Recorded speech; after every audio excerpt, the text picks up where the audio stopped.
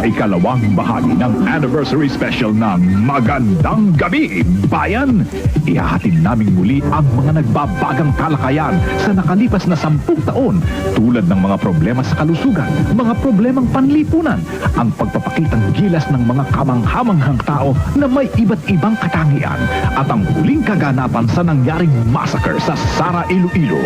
Kinalap at sinaliksik kasama ang nangungunang broadcaster ng bayan, si Kabayang Noli de Castro, na muling sasamahan ng mga sikat at kilalang personalidad sa isang oras at kalahati ng naiiba at nagbabaga pa ring Magandang 10 Taon, Bayan, ngayong Sabado, alas 5:30 ng hapon.